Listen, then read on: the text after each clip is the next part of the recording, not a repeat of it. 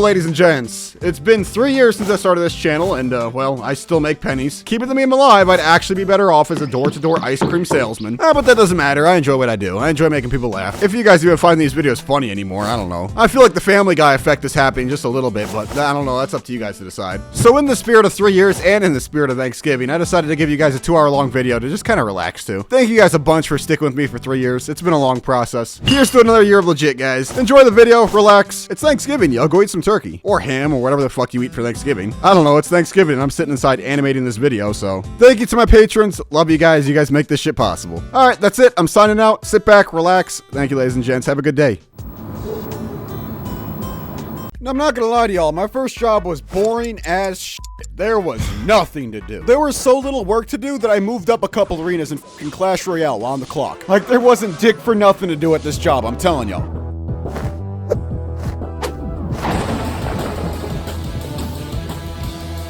My first job was at Dairy Queen, and my god, looking back at it now, this job was all around complete trash. It was one of those jobs where there's nothing to do, but the managers always wanted you to do something. Yo, get back to work, we're about to have customers here. Yo, what are you talking about? It's deader than a brick out here. I've been on the clock for 3 hours, not a damn person's walked in yet. And bro, this manager was tweaking with them tables, I'm telling you. Bitch, I already cleaned the tables 3 times. Do you want me to go do it again? And then they make up some bullshit on how I missed a spot on a table or something. I swear to god, I had a manager, and we'll call her Becca because for the life of me I cannot remember her actual name. I had a manager come out and show me how to clean a table with a rag, which would make sense, you know, I'm new, I guess I gotta get taught how to clean a table. But the problem with her showing me this is the fact that she already had me clean the tables 3 times. And this bitch was tweaking. These tables were fucking spotless. You know, it's my first job. I'm not gonna do a bad job in my first job. That's just bad entrepreneurship or something. Anyway, she's showing me how to do these tables, you know, wiping the invisible spot on the table only she can see. So no joke, she's cleaning this table for probably about 3 minutes straight. And she's cleaning this table like her life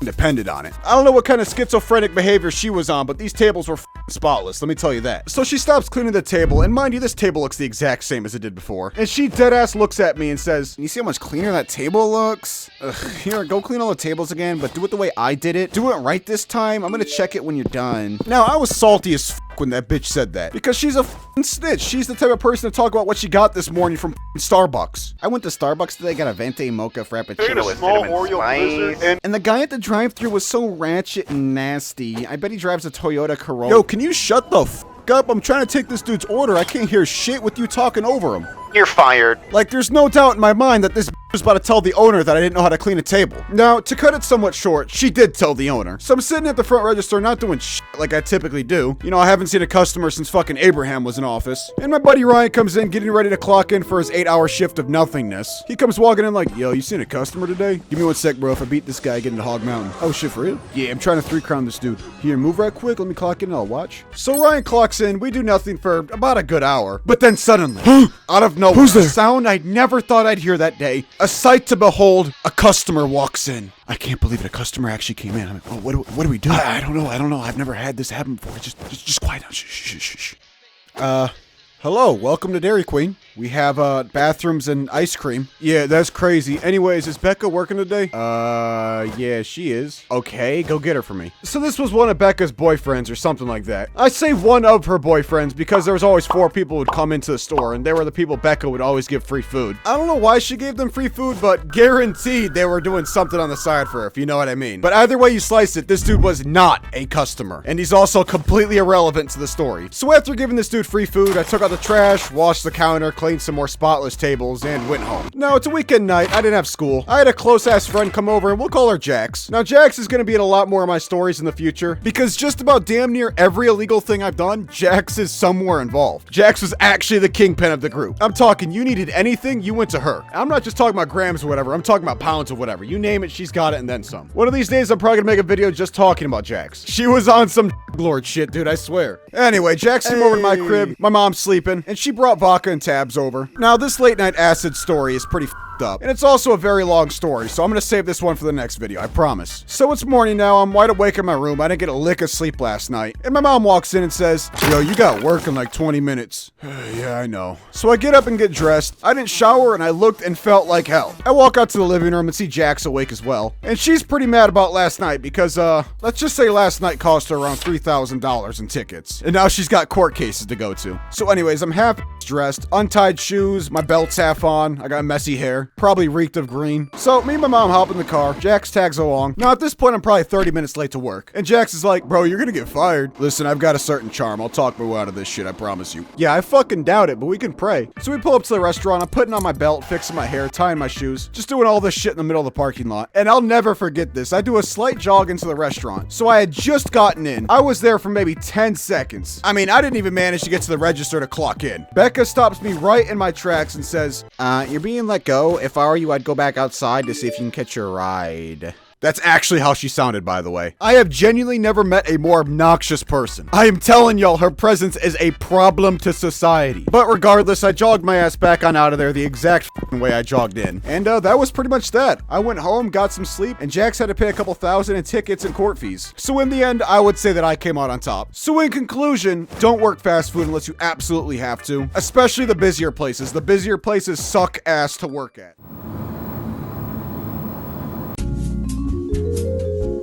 Excuse me, do you know where the bananas are? Damn, I wonder. Hey, my mobility scooter just died. Do you think you could push me back to the front to get me another one?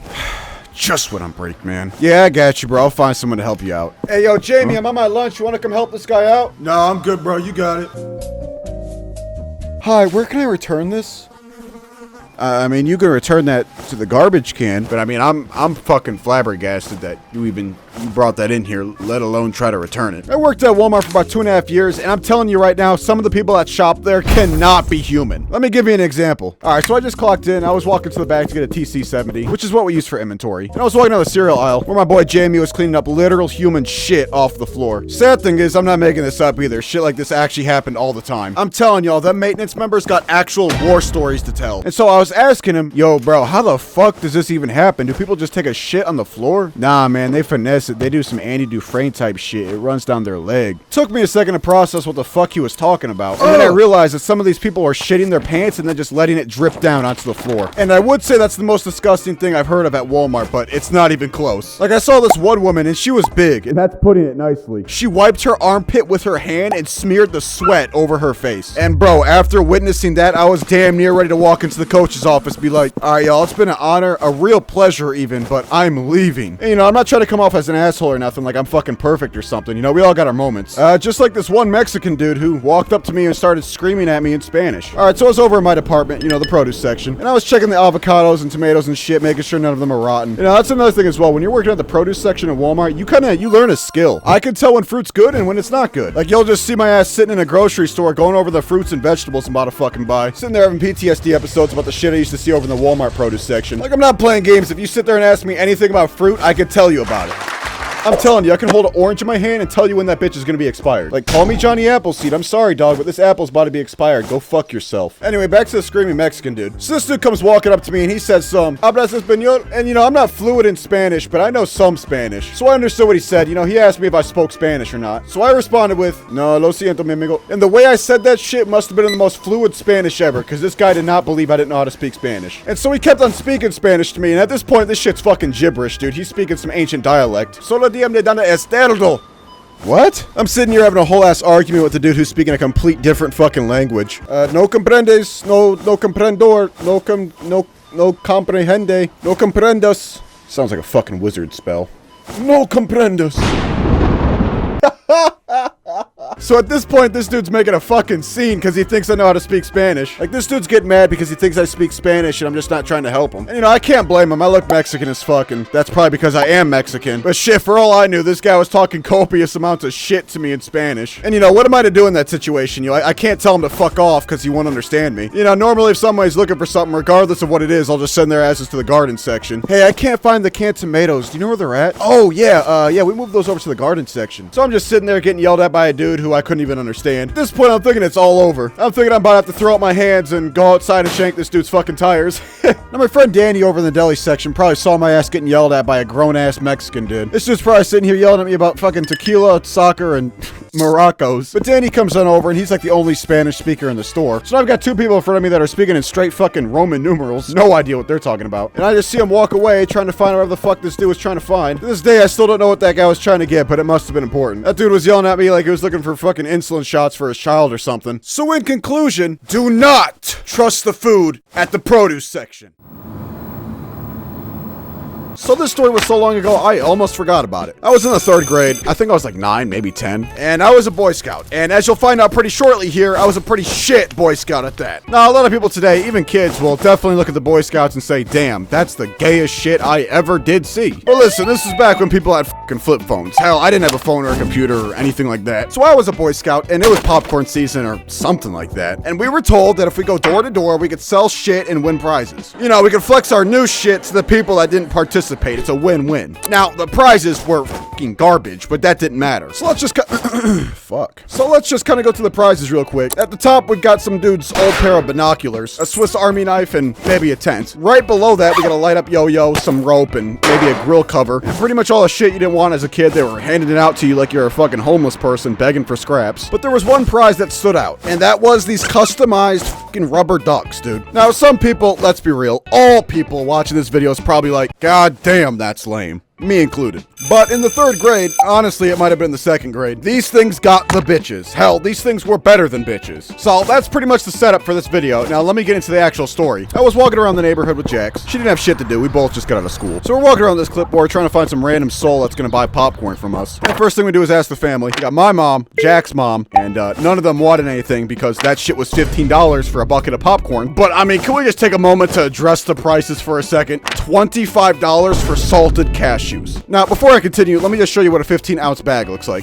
So this is what 15 ounces looks like. Now, let me move on to the rest of them. $25 for trail mix. Whoa, and $20 for a 5-ounce white cheddar cheese bag. What? $20 for a 5-ounce thing of popcorn. Dude, that's like 50 cents a kernel. Y'all are fucking tweaking. I'm putting the stamp on it. I'm putting the official stamp on it.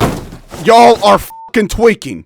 So after getting told to fuck off by our parents, we started knocking on people's door. Now, it's important to note that we didn't have any popcorn yet. The way this worked is you go knock on people's door, show them your selection, they pick out something, they give you money. You write their name and address down. Then after a couple of weeks, you get onto the Scoutmaster, or whoever the fuck it was, give them the money, show them the popcorn that people ordered, and then you go deliver that shit. So to fast forward this shit a bit, the popcorn day finally came. We had to go out and deliver this popcorn. We went down, gave the dude the money. My mom drives us back to the house, and now we gotta deliver this shit. And this is where shit goes downhill, but not for us, but rather for the people that bought this shit. So I'm checking the order sheet that I have, and I'm realizing that my 8-year-old ass completely forgot to write down about a good 50% of— Alright, wait, I'm gonna put this bitch on pause real quick. I actually remembered the story wrong. I just got off the phone with my mom, trying to get more details about when I was a Boy Scout. Now, let me just kind of explain to you real quick, because it sounds like I'm mad, right? And I kind of am after hearing this story again. Now, so let me just say that the rubber duck was actually a thing back in 1st grade, not Boy Scouts. And what I actually wanted was a damn BB gun. Hey, but don't worry though, back in 1st grade, them rubber ducks did bust down though. Shit, I was styling. So anyways, I just give the troop master, whatever the fuck his name is. Is it the scout master, the troop master, the fucking, the pedophile?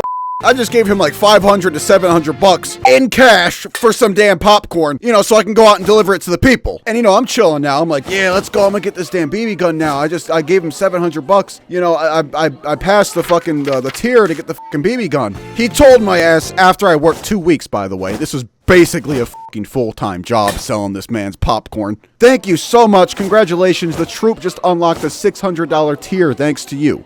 Now, for those of you who didn't just pick up on the social clues that this man just laid upon me, this BB gun was for the troop that I was in, not for me. Now, I want you to imagine the disappointment on a 7-year-old's face after he just worked 2 weeks to get something just for his prize, I say prize in quotations, to be treated like a fucking community card in Monopoly. No, dog, I get that I just gave you 700 bucks and it's Miller time for you, but I need my fucking prize. Where's my BB gun? How is a prize for the whole team? That doesn't— what are you talking about? So he hands me this popcorn. He says, all right, time for you to deliver that shit. Thanks for the money. Now, that's definitely not what he said, but with how much I was getting fucked over, I mean, dude, he might as well have just said that. So I'm not standing for that shit. He can suck my dick.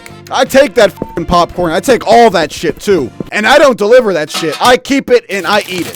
$700 worth of popcorn. I fucking took all of it. That was my final fuck you to the Boy Scouts. Now, I understand that I didn't fuck over the Boy Scouts, really. I mostly fucked over the people that bought from me. Now, I'm not gonna lie to y'all. I fucked them guys over. Shit, I admit it. I fucked them over. You know, it ain't the worst thing I've done, but certainly not my finest of hours. I never got caught, and I also never got to see that damn BB gun, which, in my opinion, I fucking deserved. So in conclusion, they can suck my dick. I mean, it was hard enough selling $15 for like an 8-ounce thing of popcorn. Like, What do you want from me, bro? And now you're not gonna give me my fucking prize? Suck dick. You're a bitch for that. Alrighty, before I go, upload schedule for the past, like, this whole year has been pretty shit. It's been like one video a month. It'll improve, I promise, someday. But no, for real, I thank you to the people that have been watching me for the past, like, year and a half. That was almost 2 years. I appreciate you guys for sticking around for so long, I really do. Big announcement, though. I am finally happy to say that the Gary's Mod server, Legit RP, is finally back in action. For those of you who don't know what the I'm talking about, I don't blame you. Let's get some backstory here. Before I created the animation channel, I actually made videos about Gary's Mod. I still love that game to this day. If you want to play the server, there's a link in the description, so go check that shit out if you want to play it. We put a lot of time into it. And hey, listen, if you ever want to buy gamer subs, use code LEGIT for 10% off. No, seriously though, if you ever want to buy gamer subs, use my code. I need your money, and I need it now. Have a fantastic day, guys. See you in the next one. So, I saw a dude called Javius talk about this, right? And I figure, what better time is there to talk about Halloween shit than midway through February? And I know this is just his personal take, but cockroaches, bro, come on. I've been at cribs where them bitches climb up the walls, okay? You wanna know a bug that's real horrific? Fucking bed bugs. So, here we go. Here are some of the horror movies I genuinely shit a brick in. And come on, let's be real here. Some of these definitely go for all of you too. And I'm not just gonna be talking about horror movies like Jason and Michelle Myers, because, bro, I mean, if I was in a Jason movie, I'm living, G. Like, dude's biggest weakness is fucking walking. Like, get your steps in and you're chilling. So first up, a somewhat unpopular take, Silent Hill. Like if someone snapped their fingers and I'm in that town right now, it's over. It is actually over. For those who haven't seen the movie or the game, this is a ghost town, quite literally. If you pulled up to Silent Hill thinking it's some ordinary abandoned ghost town, you know, Daddy, I want to go exploring. Guess what, buddy? Your soul's been snatched. You're stuck here forever. In the movie, the two bitches that actually made it out of the town were stuck in limbo. If you escape, you're still there. If you die, you are still there. Like, imagine having to walk around looking at this shit for the rest of eternity.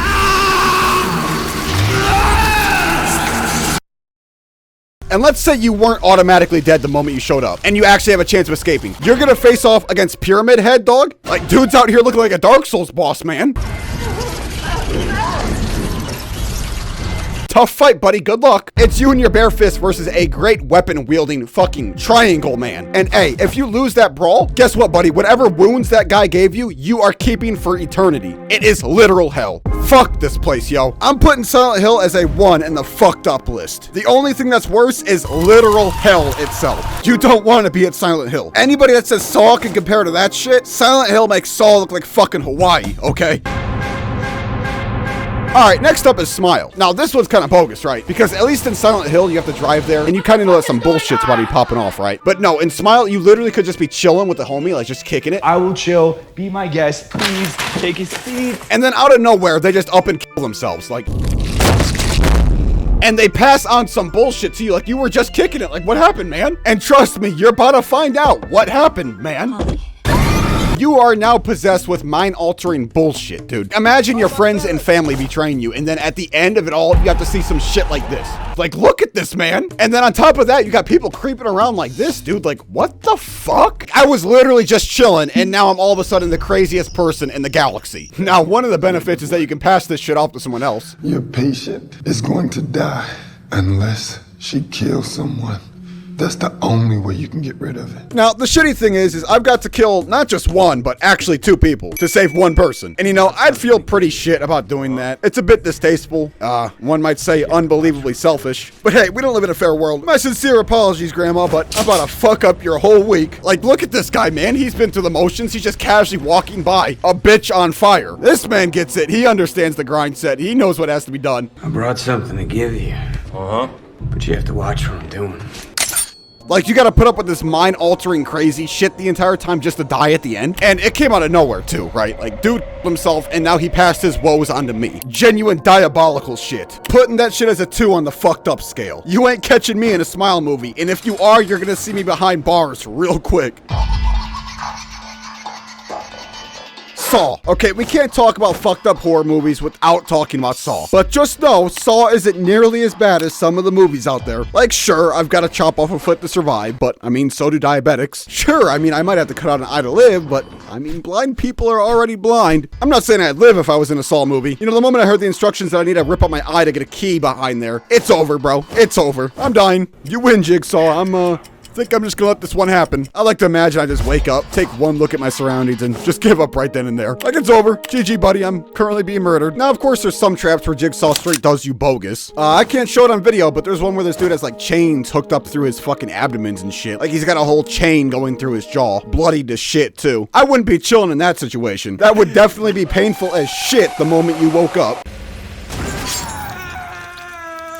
Like, you wake up and you're already begging the trap to go off. Like, please have the timer count down faster. And on the subject of unwinnable, there's this one where a dude has to cut a small piece of his skull out, and then on top of that has to cut a small chunk of brain out. And guess what, buddy? Just for an extra fuck you, you've got 3 minutes to do this. Like, imagine cutting your skull open and then doing brain surgery, all with some shit-ass camera that he gave you, and a 3-minute timer. Oh, and by the way, this dude did it within 3 minutes and still fucking died. Like, look at this dude's face. He's fucking flabbergasted at the instructions he's just been given. And I would be too. Like, you might as well have just shot me, dog. Imagine you're in this trap right now. What the fuck are you doing? No, seriously, what the fuck are you doing? Are you about to chop chunks of your brain out, or are you gonna sit there and die? Like, let's be real here. Both those options are the same thing, except one is more painful than the other. You're gonna fucking die. Honestly, I don't even know what the Gibbs saw, because I mean, it's up to Jigsaw if you live or die. Like, he says he's never killed anyone before, which is the world's biggest lie. It's genuinely the same thing as placing a landmine on the ground and watching someone step over it and saying, well, that wasn't me. He had a choice not to step there.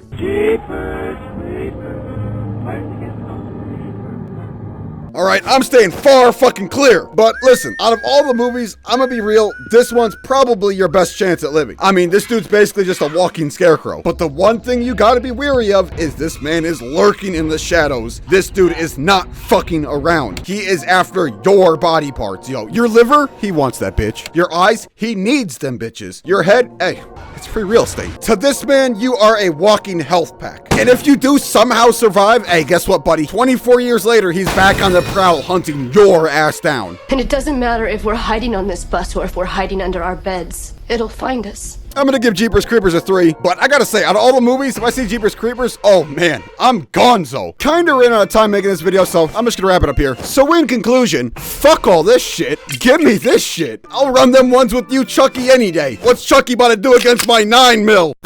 Have a good day, guys. Alright, I was looking at the month and I realized it was almost Halloween, so I figured I'd make this video. So I've got this microwave that randomly turns the ventilation on. And in case you don't know what the fuck microwave ventilation is, you're not alone. Shit, I didn't know what it was either until it randomly decided to start jump scaring me every time I walk past it. I'll give you guys kind of a reenactment of what that's like.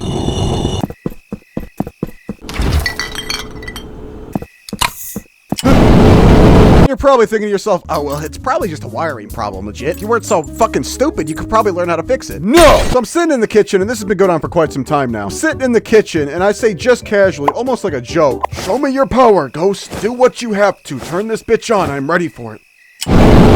Alright, I know, it's probably just a coincidence, but I'm a bit mind-boggled, bamboozled, bewildered even, because I'm not sure if this microwave is from Amazon and Jeff Bezos is just listening to my conversation, turning this shit on and off, or this microwave just fucking despises me. No, I don't believe in ghosts. Shit, maybe when I was 9 years old I did. So I just summed this whole microwave situation up as, damn, I guess it's time to get rid of this thing. Whatever. And I would say I replaced it, but I'm broke as shit. Pockets drier than a desert. I'm fucking out here reverse robbing people. Give me your shit! I'm not playing. Oh, you thought shit was sweet, huh? Take off your shoes. So anyway, I didn't replace the microwave. And I feel it's also important to note that when the microwave vent randomly turns on, you cannot turn that bitch off. You press the button and nothing happens. There's been times where that bitch has been stuck on for days. A few months later, I was chilling playing some games with a couple homies of mine. It was late as fuck at night, probably around 2 or 3 a.m. And I hear like a deep rumbled bang. Shit made the whole house shake. Dead ass sounded like someone dropped a fucking anvil on the floor. So I checked the living room. Nope, nothing here. Go and check the kitchen.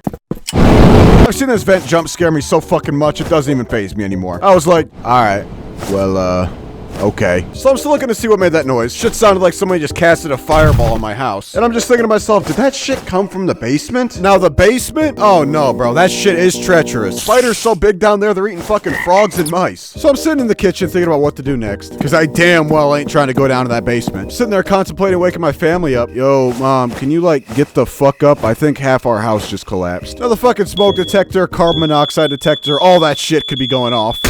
her ass is sound asleep. But if you fucking dare touch her lighter and cigarettes, start praying, cause you're fucked. All right, let me get back on topic. Holy shit, I got so sidetracked. So I get my shoes on and start heading down to the basement. I start walking down these creaky ass stairs. I hear the vent to the microwave turn off as I'm walking down. So I'm checking out downstairs and there's nothing really down here. Just as moldy and disgusting as I remember it being. Now I'm not staying down here. This basement is fucking disgusting. So I'm turning around to go back upstairs and I notice that the light upstairs is off. And I turned that shit on. And I'm thinking, all right, I'm gonna have to throw some hands with a ghost.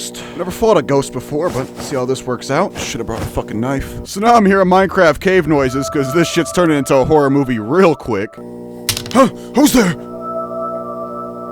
So I'm walking up these creaky fucking stairs, just going straight into the darkness, probably gonna end up in the shadow realm. So I didn't know it at the time, but our sump pump is fucking broken. Some of you guys might be thinking, what the fuck is a sump pump? And to that I say, go fuck yourself, research it. Pretty sure that shit has something to do with water, but as I'm halfway up these stairs, this thing starts fucking gurgling at me.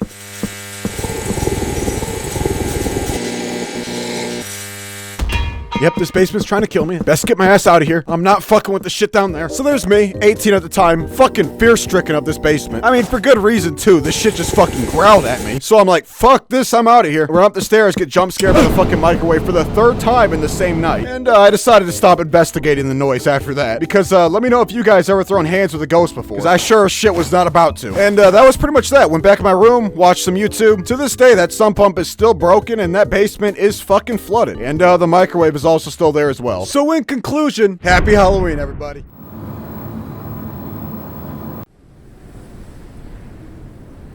Alright, so I've got a good one for you guys today. Struggle habits. Because, you know, I've seen a lot of people talk about struggle food, but I'm eating good food. I just live like shit, you know? Alright, so I'm gonna start this video out by saying I'm probably one of the poorest creators on this platform. Aside from like a literal homeless dude, I'm pretty piss poor broke. Hey, you got any change?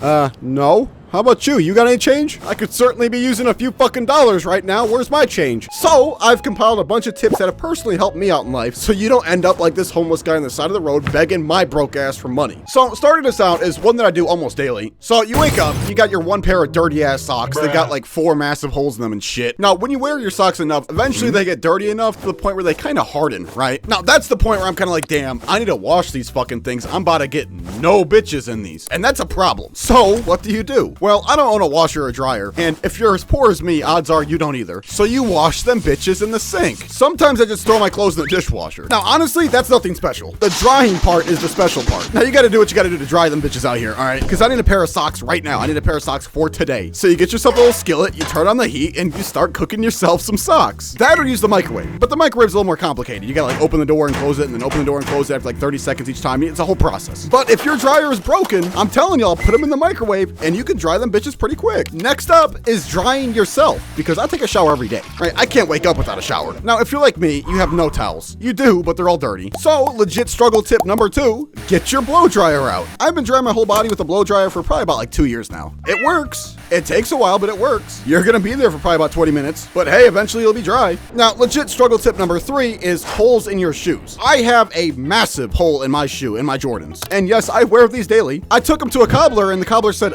yeah, we couldn't get nothing to stick on these. And I'm like, okay, what does that mean? It means we couldn't fix your shit. Okay, can you sew them? No, our sewing machine's broken. Okay, can you hand sew them? No. How is your only job to fix shoes and you can't fix my shoes? Like, that's fucking insane. So I sewed them bitches myself. That's the real tip here, is sewing. When you're broke as shit, sometimes you gotta sew up jeans, shoes, and especially socks. Now, legit struggle tip number 3 is cutting your own hair. My haircut is nothing fancy. I just trim it up with some trimmers, and I think it looks good. Now, I understand some people gotta do some fancy shit to get their hair looking good. My hair just kind of naturally sticks up, like it's like an afro almost. Not really an afro, but it's like, it's got the same vibe as an afro. And well, shit, that works. Now, legit struggle tip number 5 is making do with what the fuck you have. Now, I'm gonna give you a prime example of this. It was winter time. My windows were completely iced over. So what did I do? Well, I took the bottom of a Pringles can and started scraping the ice away from my truck. I had to go to work. And I will say, over the course of like 2 or 3 years, it still hasn't scratched up my windows, cleaned the ice off my truck with a fucking Pringles can. Alrighty, moving on to number 6. And this is one that I think everyone should be doing. Number 6, check for credit card skimmers. Imagine you're at a gas station, right? And you live in a shitty area. You're fucked. That's just it. You're fucked. If you're a city dweller, odds are you've got like those cards that's tap to pay where you just tap the screen and it pays like that. But if you're from a poor area, you probably don't have that. Like, I know I don't. I have to use a community bank because there's no fucking banks around me. And guess what? I'm left with a fucking chip. So do what I've been doing for the last actually 5 years now. Tug on that shit. Tug all around it. See if that shit's gonna come off. No, sorry, please, you're not to do that. You cannot touch. Because I have been fucking snaked before. I'm not getting snaked again. It's like STDs, yo. You gotta check that shit. I'm not about to stick nothing in nothing if it's not tested. Moving on to number 7, you got your food stamps. Now, in my opinion, if your family's not on food stamps, you're rich. Like, that's just how that goes. Like, my definition of rich is not on food stamps, and that's rich. So struggle tip number 7 is rice, beans, and chicken. That's just it. No more explanation needed. All right, struggle tip number 8. Now, there's been times where I've had to sleep in my car just because I didn't have a place to go. Now, if you've ever slept on your car before, you would know that heat is like the sun from that one fucking Mario game, actively trying to kill you. You wake up in a puddle of sweat, windows gotta be rolled down and shit, roll the windows down, fucking like 4 different mosquitoes fly in. So, what do? Well, cover the windows with blankets if you can, and park in the shade. And honestly, when you have nowhere to go, parking in the shade is way harder than it sounds. Now, back when I used to sleep in my car, my local hospital had a small parking garage that I used to just sleep in, just to stay out of the sun. If you ever lived in your car, you know how bad it is finding fucking shade. Yes, ladies and gents, I wasn't fucking around when I said struggle habits. I grew up poorer than most. Number 9 is bed bugs and cockroaches. Now listen, roaches weren't that bad, all right? Them bitches were just chilling in the sink. What? When it comes to bed bugs though, that's the reason I moved out. Them bitches were fucking trifling, son. You wake up scratching your legs and shit, look like you have 4 different fucking diseases. And let me tell you guys right now, them bed bugs stand on fucking business, son. The only tip I can really give is don't take furniture from Goodwill or the side of the road. And if you go to the movies, check your clothes thoroughly afterwards because sometimes there's some bummy people that go to them theaters. Number 10, arguably the most important tip, is watch out for yourself. Because at the end of the day, when you grow up poor as shit, you're fucking on your own. You can't look at someone and say, yo, help me out, bro. They're gonna look at you like, I gotta help myself out. Like, I remember when Daniel, yes, the Daniel from 2 years ago, he was homeless and he asked me for a ride to Walmart so he could grab a tent. And I said, yeah, bro, I got you because, you know, me and him are good buddies, you know what I mean? So he gets in my car and halfway there whips out a baggie of snow, a gun, takes a bump just all my car on the highway, looks at me and says, hey, bro, I gotta go bust this sale real quick, G. What? Bro, I was taking you to get a tent at fucking Walmart. Needless to say, I did help him bust that sale, allegedly. And he didn't even want a tent from Walmart. He just went back. He told me he was sleeping under a bridge that night. A little fun fact, I guess. He moved down to Florida and he has a kid now, so. Hey, Daniel, I know you watch my videos sometimes. Congratulations on the kid, man. Daniel's not his actual name. I don't think he'd want me using his actual name in a video, but, you know. Still, congratulations, man. Anyways, look out for yourself, ladies and gentlemen, because he could have fucked me over there. Imagine I got pulled over. Hey, bro, hold my bag real quick. Like, there's been many, many times where I've helped somebody out and got fucked for doing it. Little piece of advice, keep your friend group small, because when you grow up poor, somebody always wants something from somebody. But the one thing I will say is there is nothing that can compare to a close friend when you both grew up from the mud. I'm not gonna sit here and say I had it the worst, because I know people that have had it worse than me. Alrighty, do me a favor, join the Discord server. I'm actually giving away a brand new free Toyota RAV4 to a random person who joins. That's a fucking lie, by the way. I'm not giving away shit. Thank you to all my patrons. I actually plan on uploading special videos there soon, so stay in touch for that. Thank you all so much, and special shout out to Gypsy. Thank you guys so much for helping me out. I mean it, you guys fucking rock. So in conclusion, be born rich. What's the problem, y'all? Shit, it's that easy, guys. Have a good day, guys. Hey, you. You're finally awake. Oh my god, bro. Hurry up and skip this fucking cutscene. Dog, this is a single player game. How'd you get in here? Oh my god, shut your ass up and skip the cutscene. I think we can all agree that 2010 through 2015 was pretty much the peak years of gaming. And my god, what a glorious time to be alive. You got classics like Skate 3, Black Ops, Battlefield 4, GTA 5, Skyrim, Left 4 Dead 2, Payday 2, and no matter which game you chose to play, you'd still have someone screaming directly into your ear. Bro, which one of you fuckers drew the game using a DSR? Bro, shut up. You can't even Bro, were you the one using the DSR? You're fucking dog shit, bro. Bro, stop fucking talking, bro. Look, I understand what you're saying. You're fucking dog shit this game. You're fucking terrible, bro. I'm telling you. Hop off this game. Go back to playing Minecraft, bro. Playing console back then was a straight up war. Like, the amount of profane shit people used to say back then would probably get your ass thrown in jail in today's age. I live in Smethwick, Birmingham. If you want the fucking brawl, come down Smethwick Hospitality. I'll come out my house and I'll break your fucking leg. Gaming back then was perfect. You know, what more could you want? You know, you got your CDs all over the floor, some dude in your lobby's got a Connect mic and you hear his family fighting in the background. You got your mom yelling at you to go to bed for school tomorrow morning. You know, life was good. I mean, shit, the only bad thing about gaming back then was fucking GameStop. Hey, can I return this? It's, some dog shit. Yeah, sure thing, man. You got your receipt? Yeah, here you go, man. I got you. Okay, let's see what I can do here. Alrighty, so I can either give you a dustpan and some bottle caps or $2 store credit. What kind of bottle caps are they? I got an Ice Mountain bottle cap right here if you want it. I'll take the dustpan. Okay, good option, man. Thank you for shopping at GameStop. Like, they were straight up robbing people. You return your game for like $3 and they turn around and sell it for 45. And let's not forget the shit the card reader was asking you as you were checking out. Would you like to sign up for an Xbox headset for 5% off? No.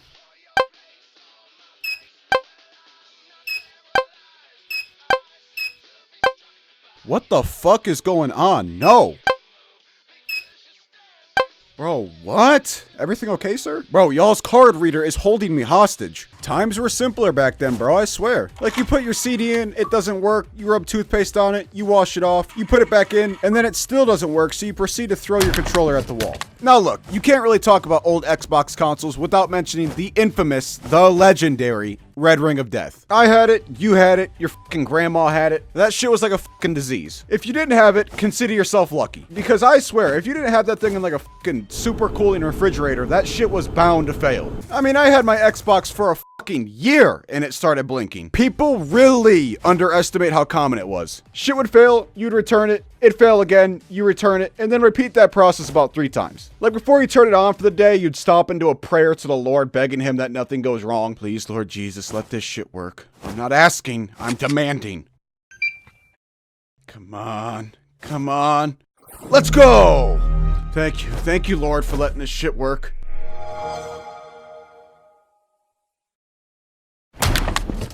And can we just talk about what happened to some of the games real quick? Like, I remember spending a ton of money on shark cards to buy like the Adder and the Zentorno and shit. And now you go into GTA and there's a fucking flying missile bite killing everything in the map. And then you got the older Call of Duty games where there's at least 4 modders per lobby. You got like rainbow colors and shit flying on your screen everywhere. Some modders advertising all of his fucking socials while you're playing the game. Alrighty guys, so in conclusion, suck my Black Ops 2 is better than MW2. Yes, I said it. I don't care. Nobody's gonna change my mind. It's fucking factual. Okay, so I hope you guys have a great rest of your day. You're now breathing manually, and I'll see you guys in the next one. Have a good one, guys.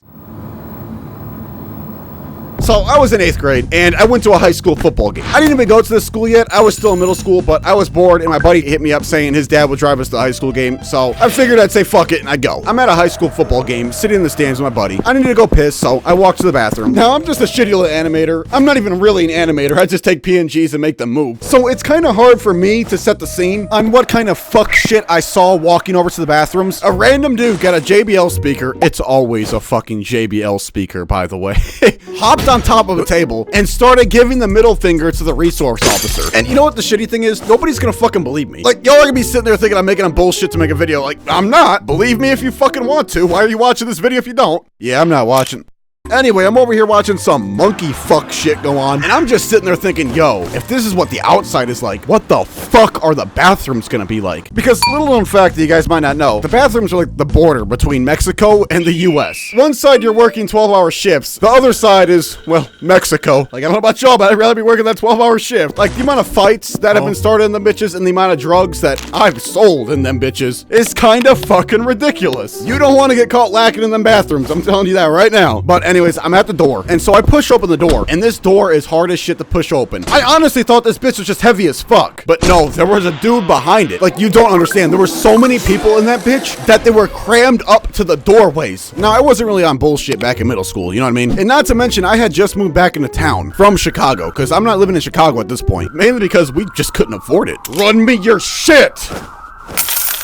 Yeah, what'd you expect? I got nickels and dimes, buddy. So the only person I really knew at that football game was my old buddy from like 3rd grade. And his ass is still in the stands. So I gotta take a piss, right? But I'm not going to a urinal. There's so many people in there, I'm not pissing at a urinal. You got me fucked up. I'm waiting for a stall to open. Problem is, everybody's fucking smoking in the stalls. I'm not gonna lie to y'all, the air of that bitch was so dense, the only thing you could smell was like green, sweat, ass, and a hint of a fucking Mr. Fog mixed into one. I'm telling y'all, there was a gargle fuck of people in that bitch. So I'm waiting for these guys to get out of the stall, and this shit is hotboxed. I mean, the entire bathroom is hotboxed. So eventually this dude comes out of the stall, and I should have known better, but there was a fucking $10 bill lying right there on the ground, and I was like, yo, it's my lucky day. I've got a $10 bill. So, I mean, I pocket that shit, you know? I feel like most people would pocket a $10 bill if you found it on the ground. So I finished pissing, nothing eventful really happened. Still a metric fuck ton ton of people out there. I exit the stall. A dude immediately walks in after me. So I'm trying to get out that bitch, and I honestly don't remember how it happened, but somehow I end up chilling with the dude, hitting his vape. I don't remember if I asked him if I could hit it or if he just offered.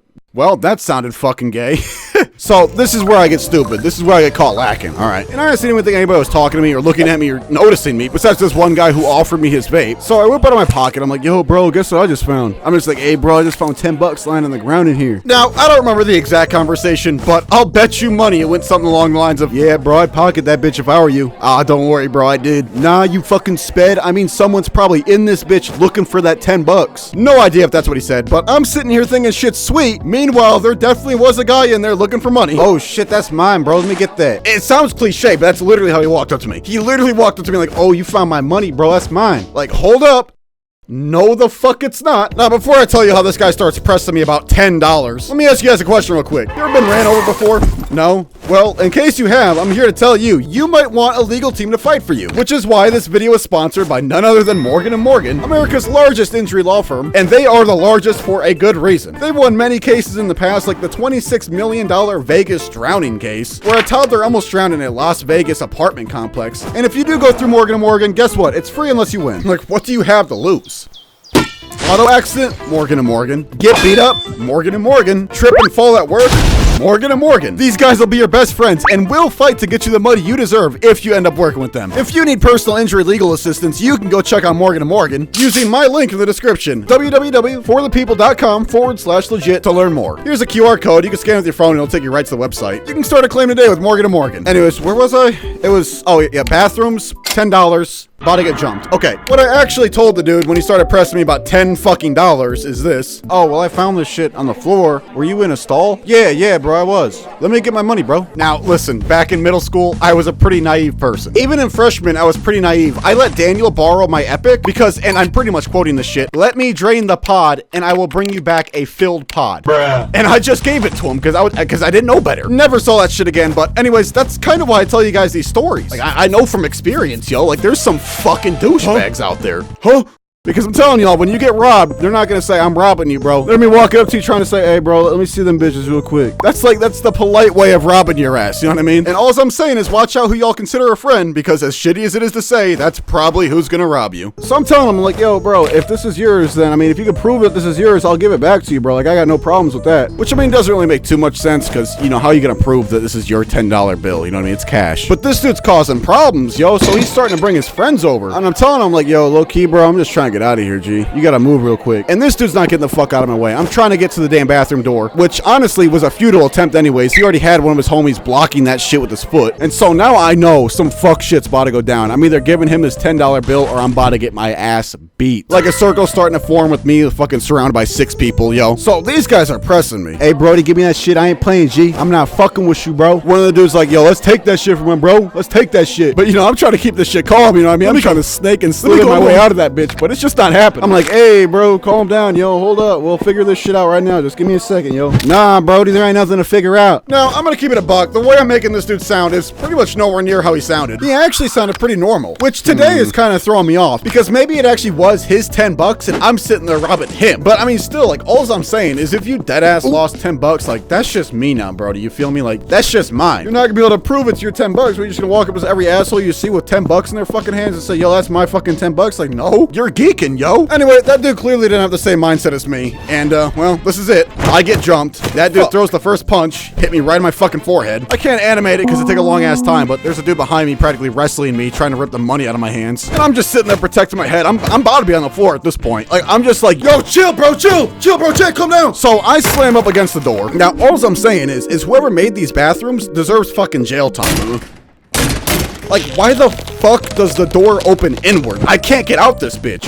And, you know, that's because there's a dude blocking the fucking door. So, I mean, shit, at this point, I realized, what the fuck am I doing fighting over $10? Like, this is not worth it. You're fucking geeking. Your whole friend group is geeking. This shit is crazy. I actually just got jumped over $10. So, I mean, I just gave up. I was like, all right, bro, take it. It's yours, bro, take it. And, of course, he starts talking shit. And it's whatever at this point, you know what I mean, man? Like, I just won out that bitch. Fuck that dude either way. But, I mean, there's not shit I could could do. I mean, I'm a literal fucking middle schooler. So he takes the money just right out of my hands, and literally they just snake away. They opened that door up and everybody walked on. It was probably like 20 fucking people just walking out that bitch. And that kind of puts into perspective, right? Like 20 people in that bathroom just sat there and watched me get my shit rocked. Like, are you kidding me? Like, that's how I got ran over, was trying to defend some random fuck I didn't even know. And you know, it's kind of crazy because normally you could say, oh yeah, it was that buddy's folks that jumped me, bro. But no, I have no idea who the fuck these guys are. Like, they actually jumped me over $10, bro. That probably wasn't even theirs. Like, yo, am I in Pakistan right now? Why are you robbing me over $10, bro? I don't know if this is just the schools I grew up in, but like, I'm telling y'all, there's some fucking bums in these bitches, man. I swear to God, you walk into these bathrooms, there's like 4 of these fucking dudes in there. I just steal this shit from, I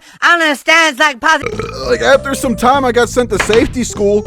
I had to go through a damn metal detector and a fucking canine just to get into the school, yo. Like, honestly, it's whatever, bro. Just fuck whoever made that bathroom door. You know what I mean? Like, what the fuck were you thinking? So in conclusion, this is the reason I tell you guys to watch out in them bathrooms, yo. And honestly, I got lucky too. Like, they all could have joined in. Most of those guys are just watching on the side. Like, if you walk into a bathroom and see a dude wearing a shiesty chilling with his friends, like, congratulations, you're the king of this Wendy's bathroom, big dog. You got it. Have a good day. Go fuck yourself. Anyway, massive shout out to the Patreon guys for sticking with me for so long. I need to add more content over there. Final words. Fuck them guys. For real, fuck them guys. Really beat up on a middle schooler for $10. And fuck the architect. Actual crackhead shit. Join the Discord server and be sure to subscribe. I'm looking for animators. No, seriously, I'm looking for animators. I'll give y'all literal thousands of dollars if you can create videos like this. I'm so tired of making this shit myself. If you're interested, hit me up here. This is my work Discord. Anyway, have a great one, guys. Stay safe out there. Try your best to avoid all the fuck shit that's been happening. Or don't. Go out and be the problem, yo. Just don't be fucking with me. I'm tired of that shit, yo. Have a good day, guys. Well, hello, everybody. It's been a while. How's everyone been since I've been away? Good?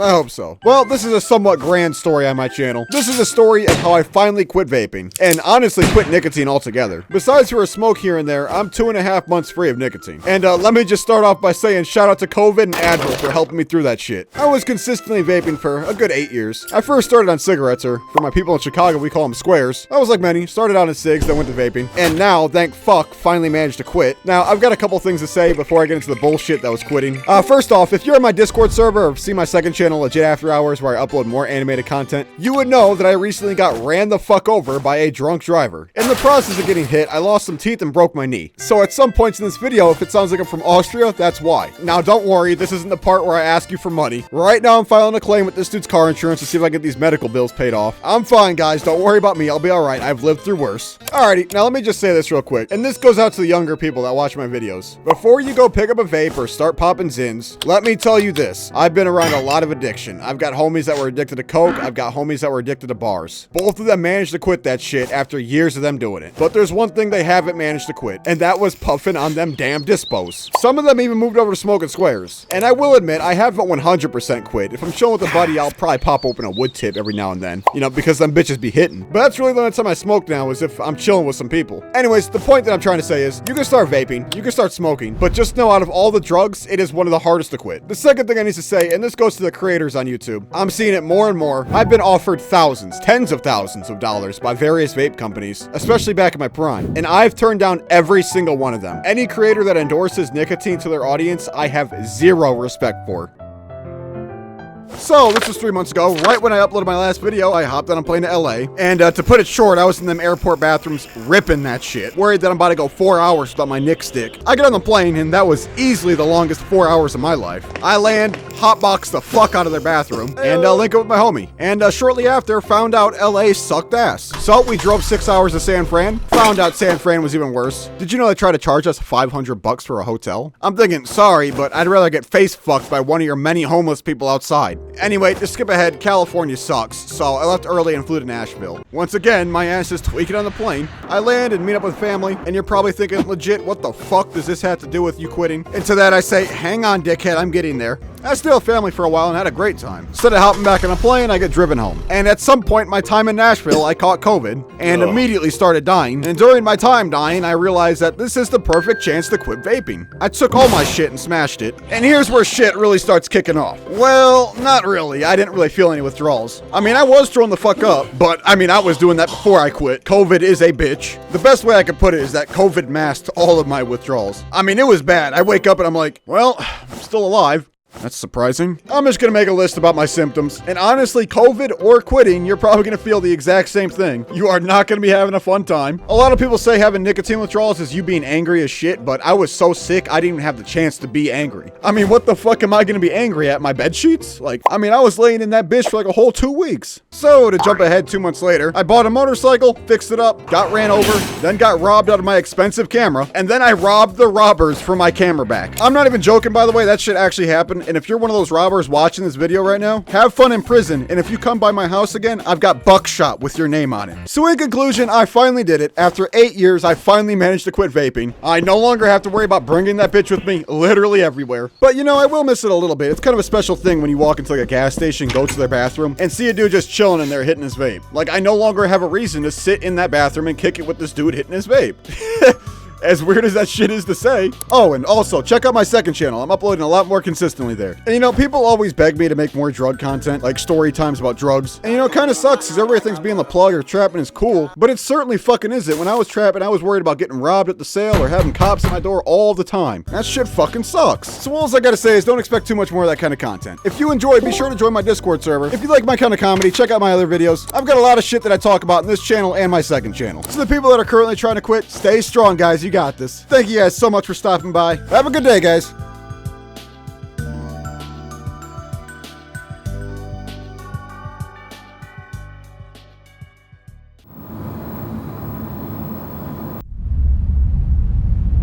So it's 10 p.m. on a weekend night. I had just gotten off work, and one of my homies, Jax, randomly calls me on Snap. She said hey bro, I'm finna slide, you down for that? Oh, fuck yes, bro, I'm down to kick it, come on over. Does your mom care? You know, that's a damn good question. Let me go check real quick, give me 1 second, I'll be right back. Yeah, no, she doesn't mind. I bet I'm on the way, G. I'll be there in probably 10 minutes. I got some drinks and I got some tabs if you're down to trip tonight, bro. Now, the moment she said she had tabs, I already knew I was in for some shit. Because I had work early in the morning and tabs is an all-night kind of thing. You know, you pop a tab, your ass ain't sleepy, you know what I'm saying? Like, 8-hour shift, no sleep? Fuck it, I'm down. Sleep is for bitches anyways. So about 20 minutes go by, I'm chilling on the couch. I see Jax's car pull up, I go dap her up in the driveway. Yo, what's good, Jax? What's good, Brody? So we head on inside. We start the night off with some shots, you know, just cooling it at my mom's crib. So after some drinking, Jax opens up her backpack and whips out some tabs. You know, I was just looking at it like, damn, is this really a good idea to pop this tab right now? The tab's over here peer pressuring me and shit. Damn, bro, I never knew your ass was such a fucking bitch. Oh my god, bro, quit being such a loser. I can't stand motherfuckers like you. It's 12 a.m. I'm kind of drunk. I got work tomorrow morning. Fuck it, what better time to do this than right now? So I popped that bitch on my tongue, and for those of you who've never done acid before, I'm gonna try to give you the best description I can. All right, before I get into what acid is like, I just want to say right now that this is for educational purposes only. Let's not get shit twisted here. Hey, calm down. I'm just here to ensure you guys don't harm yourself if you do happen to get some, let's just say, not so legal stuff. I can promise you that's all this video is for. I can assure you, on God, no cap, don't demonetize me. Alright, so first things first that I want to say right now, there's a lot of people who spread false shit about tabs. Like, you're not gonna be losing your shit, you're not gonna be going crazy, you're not gonna go on a fucking Rainbow Cloud journey to Valhalla. Like, that's not how it is at all. Now, I'm not gonna get into too much detail with what happens in the stages because, I'm gonna show you guys kind of what it looks like to be tripping off of a tab. But because I suck ass at animation, I'm just gonna use a video off of YouTube. So shout out to this dude. So it's gonna look something like this. Like, you see how the carpet's kind of like wavy a little bit? Like, you see how the carpet's like moving, it's kind of spinning around a little bit. Like, that's in my experience is what it looks like. This is a pretty good representation in my opinion. And also this lampshade here, this is pretty accurate as well. Like, you see how it's got like, it's moving around a little bit, like it's got patterns on it. But the one thing that's cap is like this, like you're not gonna be experiencing this. At least I haven't. I mean, like, look at this shit. You're not gonna be experiencing this off of a tab. I'm just saying that right now. Like, I remember back in high school, there was this bitch talking about how she took a tab and she was seeing all this shit. Like, she was saying that she saw like an elephant on like the table or something. Oh my god, I took acid last night and I saw like an elephant talking to me on the table. Like, it was talking to me. That's wilding. Hey, can I get your Snapchat real quick? And oh my god, I saw like vines coming off the table as well. Like, there was vines dripping down onto the floor. Damn, really? Oh my god, me too. You saw that as well? Yeah, I did. Real quick, class is about to end. Let me get your Snapchat. I'm just sitting in the front thinking, damn, this bitch is capping her ass off. What the fuck? So anyways, we're out in the garage now. Jax is rolling up a blunt. This tab is starting to creep up on me. No, I didn't think much of it because I've already done this shit like 6 times. Like, it was pretty much a typical Tuesday. I'm not gonna lie, around this time I was not addicted, but I was fiending for that shit. Like, I was basically the equivalent of a nicotine fiend for tabs. Like, if you were selling tabs, I was buying them. Shit, gel tabs, white on whites, that's all me. A little side note though, I stopped doing that shit because that shit does fuck with your brain, I won't lie. Especially Molly, that shit fucking fries your brain, and that shit's long term too. In my opinion, at least. So anyways, we're passing the blunt back and forth. We decide to go back inside, you know, go to the living room, watch some TV, and this fucking tab hits me right then and there. And I won't lie, this shit's a decent bit stronger than I expected it to be. Now, it's probably because I was drunk as fucking high as fuck, so I can imagine that tab probably hit a little extra. But yeah, I was fucking tripping. Now, the one good thing about drinking before you pop a tab is the fact that you don't have like fucking social anxiety that the tab gives you. Like, I don't know if that's just me or not, but whenever I pop a tab, bro, I swear holding a conversation has never been harder. Like, swear to God, you pop a tab and you're like, yo, what's goody, chieftain? Not much, bro. How you doing? Hey, I'm not doing too bad today, Brody. Shit, it's a nice ass day. Yeah, that's cool, man. I'm gonna go now. Shit's wilding. Have a good one, bro. But that's the one good thing about drinking whenever you're off a tab. You're not nearly as socially awkward. So at this point, me and Jax are still chilling on the couch. Jax didn't drink nearly as much as me, and she didn't take a tab either. So she was just cool in it. But the one thing about being off a tab is you do not feel like sitting around and doing nothing. Like, you're trying to get up and bust a mission, you feel? Being off a tab and just sitting down watching TV fucking sucks. So about an hour goes by, and I could tell that the alcohol's starting to wear off now. You know, I'm just sitting on the couch being the most awkward fuck in the state. Yo, bro, you got a charger for my vape? I think. Can you go get it for me? That's an idea. Like, that's another reason why I stopped doing tabs, because it's impossible for me to fucking conversate when I'm off one. Like, you're just sitting there thinking about what you should say. Damn, it's getting kind of awkward. I haven't talked in like 5 minutes. What can I say? Yo, Jax, what time is it? Bro, it's like 3 a.m., bro. I'm getting tired. Damn, that's crazy. Let's go to McDonald's. What? Yeah, we're going to McDonald's. Let's go. What the fuck? Are you driving? No, I'm tripping. You gotta drive. Bro, it's like 3 a.m. I'm not going to McDonald's right now, bro. I'm not even that hungry. Hey, I'm starving. Let's go to McDonald's. You gotta stop being hungry. Now, I won't even lie to you. I was not hungry at all, like in the slightest. But when you're off that shit, you feel like moving. Like, you feel like busting a move. Like, your ass ain't just sitting around. You're up and doing something. So we hop in the car. And Jax, I just want to say right now that that was your first mistake listening to my dumb ass. So we're driving over to McDonald's. Everything's going pretty smoothly. You know, my ass is just in my thoughts overthinking things. My mind's just racing back and forth. Fuck, what am I gonna do when I get out of school? Damn, I wonder how many people Schindler had on his list. Where are we going again? Yo, Jax, where are we going? We're going to get you some food, dog. But I'm not hungry. So we go to McDonald's anyways. We were already 20 minutes into this drive. We're not turning back now. So we pull up to McDonald's. Welcome to McDonald's. I'll be with you shortly. Alright, bro, what do you want? You want anything? Shit, what are you getting? Bro, I am not getting nothing. We're here because of you, dog.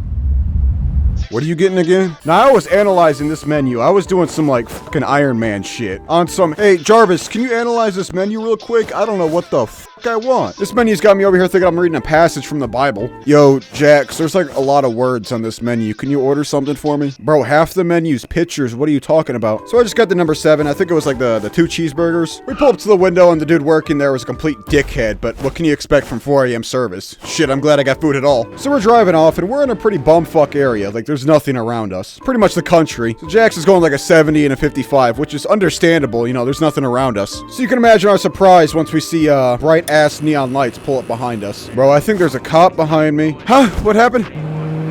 Oh, that's looking treacherous back there.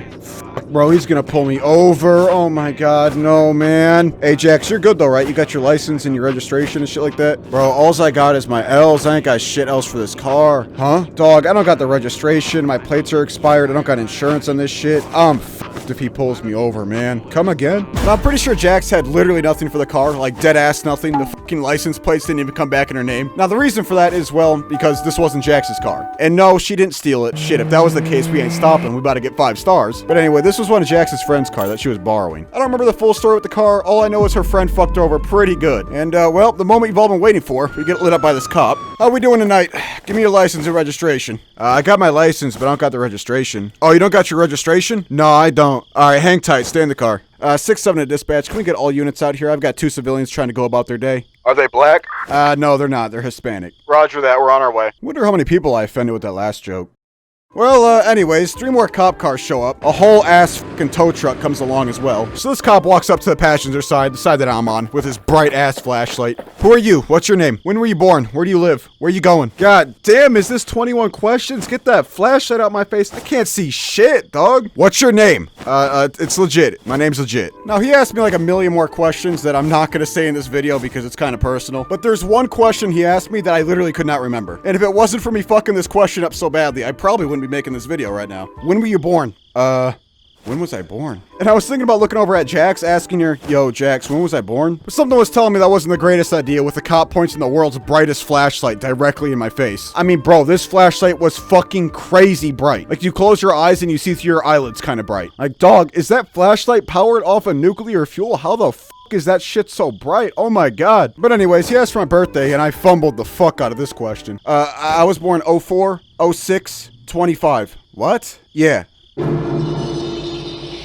Okay, we're gonna try that again. Like, I was losing my shit with this question. So I give the cop my birthday, and I told him the wrong birthday. He looks at me and he says, you sure? And I'm like, yeah, that's it. So he goes back to his car and starts filling in whatever bullshit he's filling in. Now at this point, a different officer walks up to Jax's side and tells her to get out of the car. I'm not 100% sure because she was behind the car, but I'm pretty sure she got thrown in handcuffs. So after what felt like a fucking eternity, Jax gets back in the car. Yo, grab all your shit, we gotta get out. What? Yeah, bro, grab all your shit, they're towing this bitch. So we grab our vapes, we didn't really bring anything else. And after a little while, the tow truck gets everything set up and tows Jax's car away. And at this point, I'm feeling pretty bad because I've had a car towed away on me before. You know, I got pulled over driving without my license at one point. Over some fucking dumb shit, too. But anyways, Jax is talking to the cops now. They come back with like a whole fucking handful of tickets. I honestly have no idea how Jax didn't go to jail that night, but she is fucking lucky, I'll tell you that. But anyways, Jax called a friend. He came and picked us up. This dude pulls up blasting the loudest dubstep you ever heard. But we get in. They take us back to my mom's crib. She's still sleeping. I went in my room to see if I can go to sleep, and let's just say that did not happen. But Jax was sleeping on the couch. Some morning comes around. I go to work, and I get fired. That's pretty much it. So in conclusion,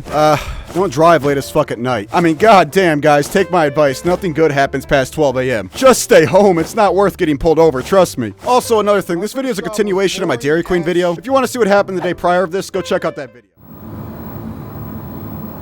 School cafeteria food was some of the worst food you could ask for as a child. Second to none to your fucking Bulgarian neighbor's food. Nah, but for real though, school cafeteria food was the worst. Like, just imagine for a second, you just got done with your math test, you look at your report card, it's fucking all Fs. You try to go relax in the cafeteria, have some food, and you get met with the world's driest and flattest hamburger with maybe some fucking uncooked beans on the side. Oh, and I almost forgot about the expired milk on the side. I mean, that shit's a classic, you can't forget about the milk. You look at it, it's like a month after its expiration. You're just thinking to yourself, is this shit actually drinkable? Like, do they expect me to drink this shit? You look over at your friend's meal and he's eating some fucking gourmet shit. Shit looks like it got whipped up by Gordon Ramsay himself. You go home and tell your mom how dog shit the food you just ate is. And she's like, no, the food ain't that bad there. Nah, but it is. That food is garbage. And then she's like, well, if you don't like the fucking food, wake your ass up and make your own fucking food. And at that point, it's checkmate. Like, I'm not waking up an hour earlier than I have to make myself a fucking lunch. Like, them school lunches were treacherous, but I'm not trying to wake up an hour earlier just to make a lunch. It's just not happening. It's so simply just not happening. Damn, you're helpless. Hey, I know I am. It's the beginning of the day. You listen to the announcements for what you're having for fucking lunch. And now for lunch. Today we're doing something a little bit special because we're actually throwing out most of our food. In order to prevent food waste, we're hosting a buffet. You just have to go out the cafeteria doors, take a left, and you'll be greeted with 3 dumpsters. There you can pick and choose what you'd like to have for lunch. What the fuck did this bitch just say? We've had to freeze the milk, so students can expect a block of ice for their milk. And now a message from the janitor. Which one of y'all fuckers shit in the urinal? I'ma catch your ass. I'ma catch you and beat your fucking ass. Hey, I'm lurking! I'm lurking, so watch out! One thing that was actually nice about school lunches was probably the lunch ladies themselves. But I feel like they kind of had to be nice because, you know, it must do something to your morale serving students literal slop on a tray every day. Like, hey, how's it going, honey? This slop has chlamydia, and this one might give you a UTI. Which one would you like today? Well, shit. I guess I'm just gonna take this canned fruit. Now, I wasn't around for this, but I was told that Barack Obama made, like, school lunches better or some shit. So let me know down below if you're in elementary school. Hopefully you're not. God forbid you are and you watch my fucking videos. Jesus Christ. But by any chance you are in elementary school, let me know if the school lunches there are any better. Because, well, I've never been to prison or jail, but I can imagine this is what the food is like there. I mean, some of the school food looked like it came straight out of fucking Shawshank.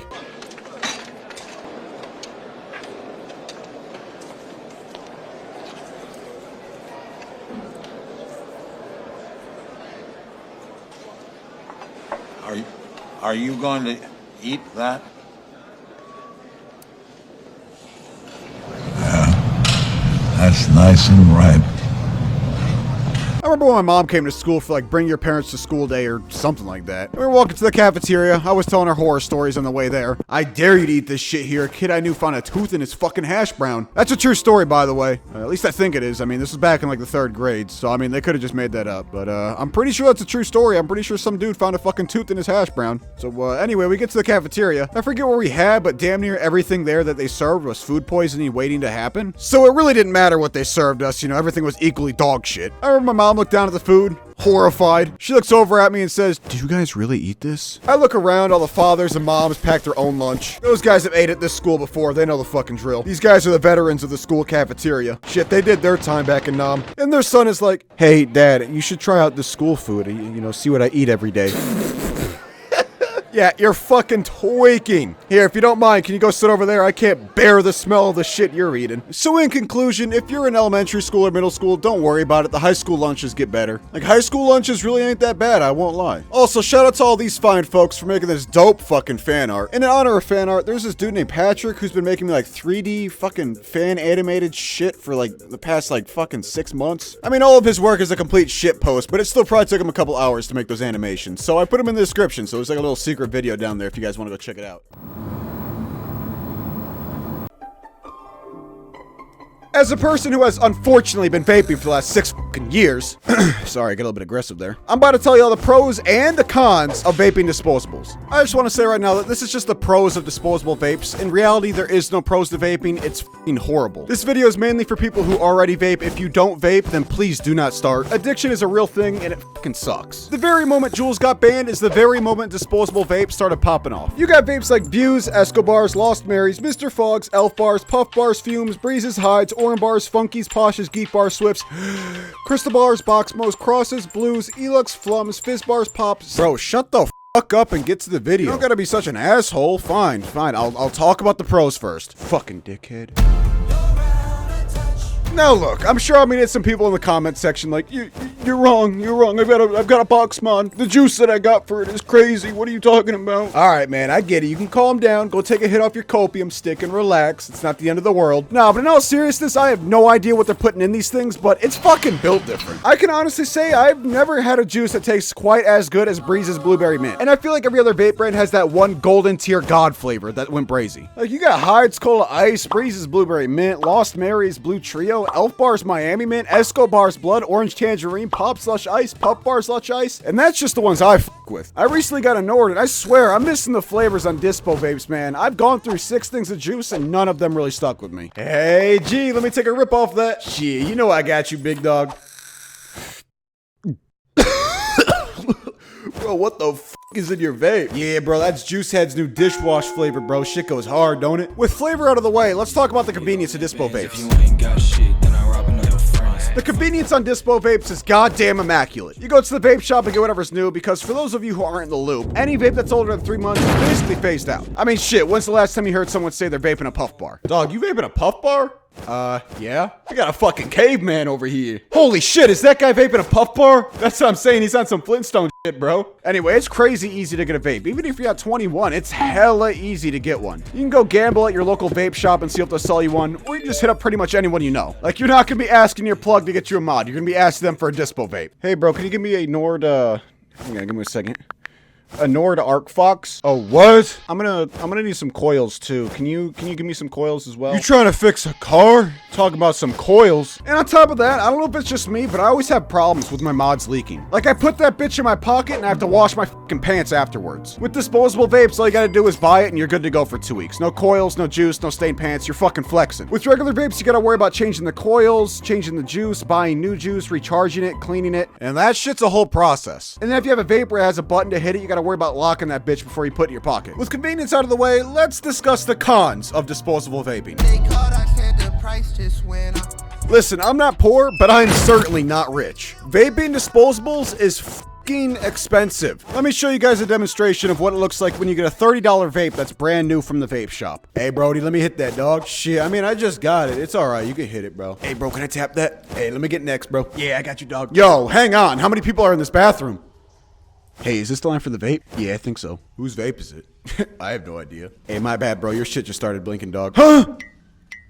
Whoa, whoa, whoa, whoa, whoa, whoa, whoa, whoa, whoa, whoa, whoa, whoa, whoa. I am through playing around. None of y'all are leaving. Which one of y'all fuckers just chiefed the f out my vape? But yeah, dispo vapes are far more expensive than juice. To give an example, a dispo vape costs like 20 to 30 bucks and lasts you probably about 2 weeks. Coils and juice, on the other hand, last for about a month and will probably cost you about 25 bucks. So if you're just as poor as me, you kind of have a reason to get yourself an actual vape. All right, so real quick, let me tell you guys a story about why vapes get worse. Back when my 7 levels of nicotine video came out, if you're having troubles with addiction, I recommend that video, by the way. But I was vaping Escobars when that video came out. Now, Escobars used to be godly. They used to be the best vape around. Now, I walked into the store and I remember the exact vape I wanted. It was a blood orange tangerine Escobar. So I'm like, hey bro, can I get a Escobar's blood orange tangerine? And this dude genuinely says, and this is the first time anybody's ever told me this before at a vape shop, yeah, sure man, I got you, but if it fails, we can't return it for you. And I was mind boggled by what he said. I was like, is this dude talking about whenever it dies? Like after a couple weeks, whenever it dies? So at this point, I had no idea what the f this dude was talking about. Because what fucking monkey brain is gonna try to return their vape? Hey man, this vape's got pocket lint in it and my saliva all over it, but you guys want it back? Like I was just thinking, what the fuck is this dude talking about? So anyways, I was like, yeah, sure man, it's fine. I mean, I don't think it's gonna fail. It should be all right. And he was like, all right, man. I mean, I got you. Here you go, bro. So I walk outside to my car, open it up, take a rip off it. And I was like, wow, this is some fucking trash. What did he just sell me? So I walk back in there and I'm like, yo, bro, I think y'all sold me a fake one. And he was like, yeah, man, you get what you get. We can't return it. And it was at that point I knew that I just got robbed by Escobars. Let me run you guys through the life cycle of a disposable vape brand. So they're selling a bunch of dispo vapes. Business is booming. A couple months later, their product starts falling off or they get sued or something comes up in the production line. So the people who are making the vape say, fuck this, we don't care about this vape brand anymore. So they change the juice to the cheapest juice they can legally buy. Change the battery to that of a fucking pocket watch. And then boom, they're making these vapes for $3 and they're selling for 25. They're basically printing money. Now, the customers, of course, are going to notice that their vape is dog shit and stop buying it. But for the meantime, they're making a shit ton of money. And that's exactly what these companies do. Escobar did that and their owners made a shit ton of money. And I'm sorry to say it, but elf bars are soon to be gone. So in conclusion, if you don't vape, don't start. That shit's garbage for your health and for your bank account. A lot of people think you get addicted off of one hit, but that's simply not true. If you really want to know what nicotine feels like, sure, f it, go take a hit off of somebody's vape. But trust me when I say this, do not go buy your own vape. That is the key line as to whether you get addicted or not, is if you buy your own vape. All right, I'm gonna make this one quick in case you haven't seen the fight yet. Mike Tyson just boxed Jake Paul, and my God, it might have been the saddest fight I've ever seen in my entire life. Now, before I even start this video, I just want to say Jake Paul is a fucking scumbag for this. And the same goes to his brother. It's the era of truth. It's the era of good. There's a shift in the world. Truth is rising. I'm just honored to be a part of America. Meanwhile, his brother right there, legitimate crypto.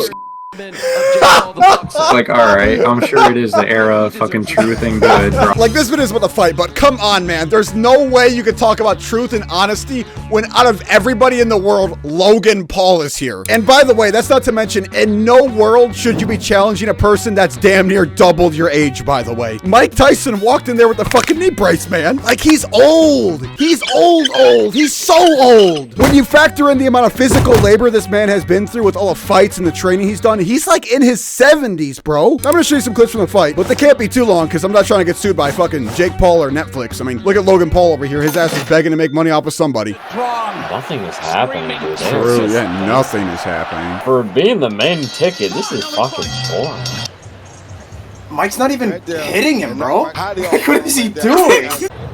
What the fuck? What the fuck? He's just not throwing. Like I said, with overhand right. Wow. So, oh, bro. And you look at the numbers, and I hate to say it, they're kind of sad, Rosie. Look how disappointing this would be to be in the fucking stadium right now. Now, if you watch that fight, you would know that Mike Tyson threw literally nothing, man. I mean, if he wasn't damn near 60, I'd think he's getting paid off. But considering Mike Tyson says this at the end of the match, he might actually have been paid off, by the way. Is possibly the last time for you? I don't think so. You've got more in you. Maybe his brother. You want to fight Logan? Oh, fuck, I'll kill you, Mike. No, please, no. It's so rigged, man. It's so staged, man. It is so staged, man. Now, don't leave real quick, but I'm going to show you 40 seconds of unedited footage. Okay, that's cap as fuck. The original video that uploaded this footage got taken down, so I'm not going to do that. Netflix ain't fucking around out here. They're coming after everybody. Now, I was going to show you that unedited footage to show you how little Mike Tyson threw, but I can't. So I'll just take my word on this one. There was literal rounds that went by with nobody throwing anything.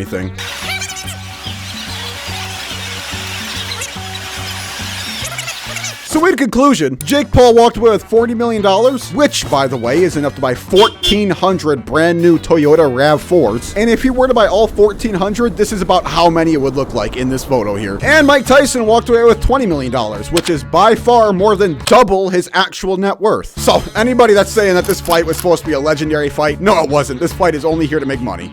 Personally, I think this shit was rigged, and Mike Tyson was too old to begin with. But I actually do want to hear what you guys have to say. What do you guys think of this fight? Just let me know down in the comments. So that's it for this video. If you enjoyed, subscribe and like. Thank you so much, guys. I'll see you guys in the next one. Have a great fucking day. I started vaping almost 8 years ago, and I'm here to tell you about the stages of quitting nicotine. Quick little disclaimer before this video starts: if you do not vape, don't fucking start. I remember when I first started vaping, I was thinking to myself, damn, only losers get addicted to this shit. Now, 8 years later, your ass won't be able to see me run 50 feet without being fucking winded. Nicotine is one of those things that's just not worth it. Thank God more people are starting to realize that. I'm hoping this video can show people why others are addicted, because if it wasn't for the addiction, nicotine companies would go out of business, and they rightfully should. A lot of these companies laugh if their consumers get cancer, which is absolutely horrific if you think about it. So, with that out of the way, this is the stages of quitting nicotine.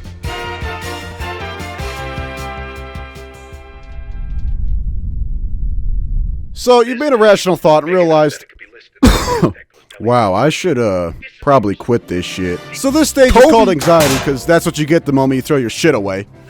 The moment you throw your vape or cigarettes away, it's almost like when you're a kid and you just did something really stupid, and now you're just waiting for your parents to come home and beat your fucking ass. Like, that's the feeling you get. It's like that gut feeling, like, damn, I just f***ed up. It's like your brain letting you know ahead of time, yo, don't throw that shit away. I'm about to give you a ton of side effects if you do. But your lungs are saying, yo, you fucking douchebag, I'm dying down here. Like, you gotta sit there and think to yourself, damn, do I really want to go through all the bullshit throwing this thing away is about to give me? Because you know you either go out and spend 20 more bucks and call it a day, or alternatively, you go through 4 days of hell where you feel like shit and everybody around you is 400% more annoying. So you kind of gotta weigh the outcome. It's like, damn, it's not worth going through 4 days of hell. I might as well just go out and buy another vape. But for the sake of this video, let's assume you mustered up the courage and said, fuck it, I'm not wasting any more money on this thing. I don't even get a buzz anymore. I'm throwing this shit away. This is gonna take you on to stage 2. So it's been 4 hours since you've thrown your shit away, and you're really starting to notice the effects. You're like, damn, I need some fucking nicotine. This is a pretty shitty comparison, but nicotine is almost like water. And you need water to live. And your brain kind of thinks the same way. It's like, yo, you fucking douchebag, get some water. And the same's kind of true for nicotine. Like, your brain's sitting there thinking nicotine is a vital part of your day, which for a lot of us, it is a vital part of our day. I mean, shit, you take away my vape, everything is on hold. Where's my vape? Where's my shit? Pause everything.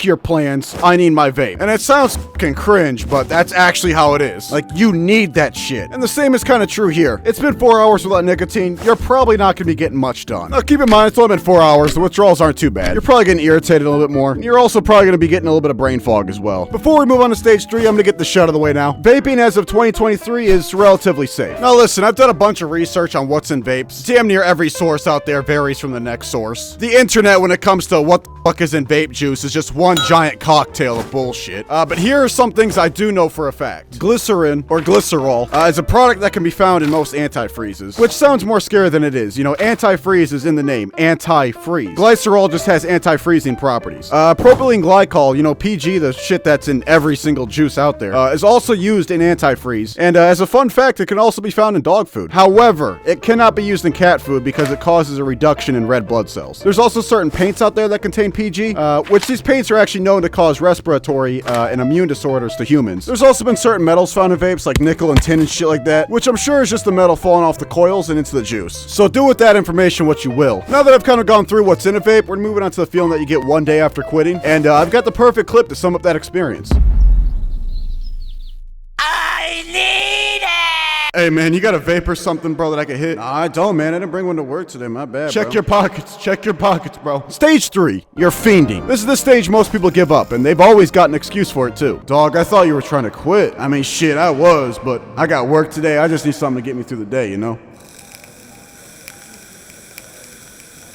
Now, it's been a day without nicotine. The withdrawals you're going to be experiencing is going to be pretty fucking terrible. You feel sick, everyone is 10 times more annoying. You can't think, you're gonna be having a pretty bad headache throughout the entire duration. You're not gonna be getting much sleep, even though all you wanna do is sleep. Sweating and hot flashes are to be expected, and you might get a bit shaky as well. And on top of all that, time feels like it's moving in fucking slow motion. Now let's go over the brain fog first. Now, for me personally, whenever I've tried quitting, I absolutely 100% pretty much cannot think. And as a fun fact, this is the reason why so many writers and artists smoke, is because during their withdrawals, they have zero creative thoughts. Like, they cannot do their job. Now, whenever you're going through withdrawals, being around people is a chore. You feel like shit, and having someone talking to you is probably the last thing you want.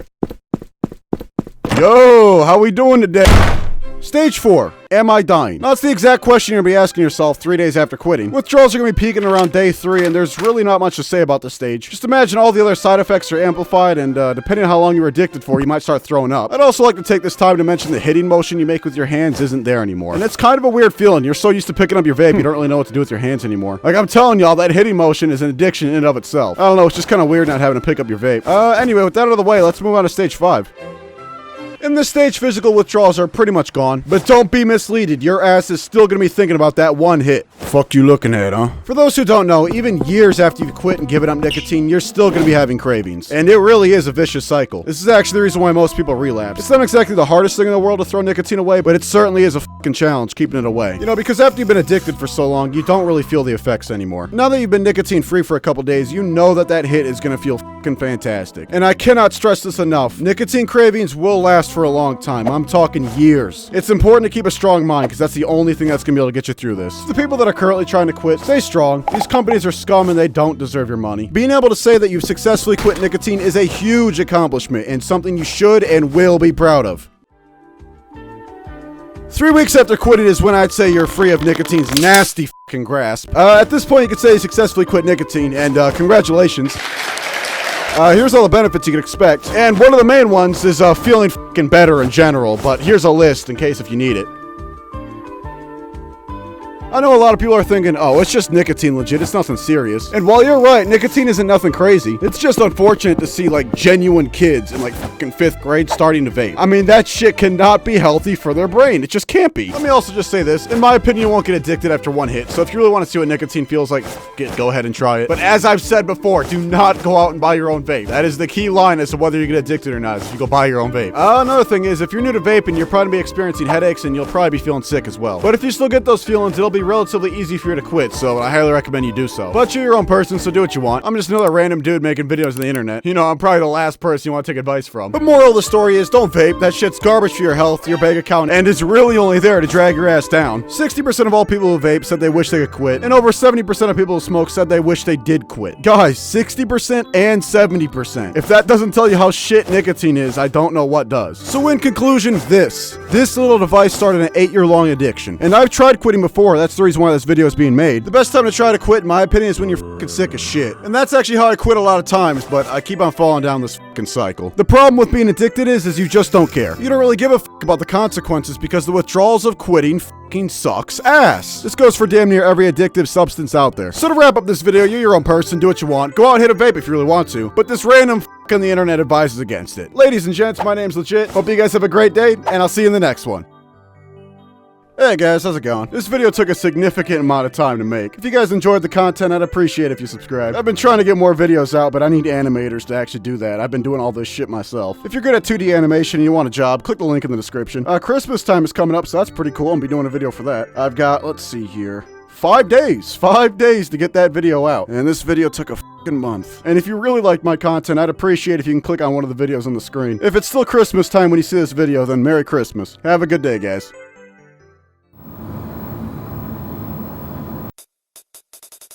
Alright, it's been a while since I've been to school, and everybody watching this bitch, I'm assuming, has been to school. Unless if you're a fucking infant that just came out the womb. And I'm gonna say right now, schools are known for some fuck shit ass rules. Like, I'm being serious, one of the teachers walked up to me and said, well, the reason you can't have a hat is because what if you were hiding something in your hat? Are you fucking joking with me? What do you want from me, bro? You think I'm gonna pull a damn bunny out of my flat-brimmed hat? This ain't a damn circus show. If I had anything to hide, I'm putting that shit in my pockets. You gonna ban pants now, too? Depending on what school you went to, this applies to some people. My school was poor as fuck. Like, unless if it was 10 degrees outside, they are not turning on that heat. Excuse me real quick, Miss Villarreal. I can't do my math test because my dick is about to freeze off. And it was the same thing in the summertime. You are sweating fucking bullets. When I was in like 6th grade, one of the teachers had a heat stroke, and that's the only time they turned on the AC. Like, sorry, but I didn't realize it required a person having a literal fucking stroke to get some damn air conditioning in here. Now here's one probably more people face. Why am I forced to learn some shit that will not help me in life at all? Somebody riddle me this. Why am I able to tell you how a cloud forms, but not anything about a credit card or taxes? Here you go, here's your W-2 for the year. What the fuck is this? Oh yeah, man, you owe us $3,000. What? What did he just say? It's like schools are teaching us fucking fun facts. I don't want to know a damn fun fact. I want to know how to have a fucking stable income. Like, I'm trying to become successful in life, and this dude's over here teaching me how fucking potholes form. Like, what is going on? What the fuck is happening? Dog, I've got somewhat useful information in my brain, and you're trying to clutter it up with your garbage. Now, let me tell you what I remember about school. I remember fucking Calvin and Hobbes, Big Nate, and Bone Books. I'm not trying to learn what kind of fucking cigar brand Andrew Jackson smoked back in the 1800s. Now, another thing that I had a problem about school with was math. Now, you might be saying, well, legit, math is a crucial part of your knowledge. And you're not wrong, but fuck math anyways. The moment they introduced equations into the mix, I was fucked from the get-go. They're over here talking about some G divided by R equals 8 minus GP. Like, what? Hey, yo, can you put that shit in layman's terms? What the fuck is going on? And just when you think you got the answer right, it turns out you gotta figure out where that shit goes on a graph. Over here doing math like I'm playing a game of fucking battleships. G7? That's a hit. I'm telling you, I had no idea what the fuck was going on. Now, ladies and gentlemen, I've got a huge announcement, and I know nobody cares, but this video is proudly sponsored by the absolute fucking degenerates over at Gamersops. Now, they told me, and I quote, you can advertise our product however you'd like. And that was their first fucking mistake. And their second mistake was sending me a nutritional powder tub with massive fucking anime tits on it. But if we can look past that, goddamn, this ain't a bad nutritional drink. I mean, shit, I'll give them that. It tasted better than any other energy drink I've had. So hey, if you're looking for a nutritional drink that's supposed to improve your memory and gives you energy, go give Gamersops a try. They're pretty damn good. But hey, listen up. Use code LEGIT or click the link in the description. Because if you use that code, I do make a small percentage. So hey, go click the link in the description or use the code. Don't be an asshole now. Now, another thing that was stupid, and I'm probably getting a little bit of flack for this one, was sports. Like, I busted my ass to get that C in math today. You expect me to go bust more ass for fucking football? Now, I know a lot of people are going to be saying, well, sports are optional, legit. You're fat as fuck, we get it. You have no athletics. You don't got to talk about bullshit. But my ass, they're optional. You're telling me a college will offer me a free tuition if I'm good enough at a certain fucking sport. Now, this is non-school related real quick, but why do athletes get asked questions by the media? Like, I don't want to hear Tom Brady's opinion about fucking gun violence in America. I don't give a fuck what Tom Brady has to say. And then you got the bathrooms, or as I like to call them, designated smoking areas. Excuse me, can I use the bathroom real quick?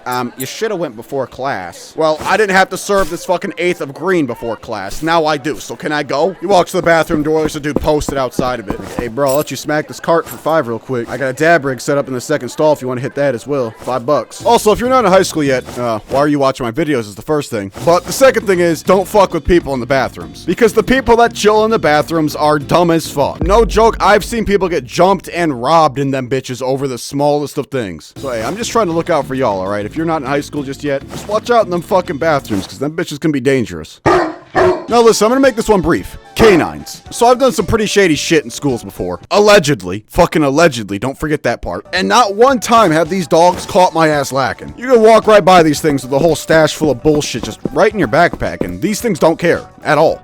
Like, at all. Like, that shit's kind of concerning, and that's coming from me. I mean, if they want to keep school safe, they should probably address that shit. So in conclusion, stay in school. I complain about school a lot in this video, but holy fuck, do yourself a favor and stay in school. Just stick that shit out. I know it sucks, but you know, you gotta do it. Just push through it. Also, been gone recently. Haven't uploaded in a little while. Made a second channel, where I'll probably be uploading a lot more. It's an IRL channel where I just record dumb shit, so I'll go check that out if you want to. Alrighty, everybody, that's it for me. Don't forget to use code LEGIT for Gamersops. I need your money, and I need all of it. Have a great one, guys.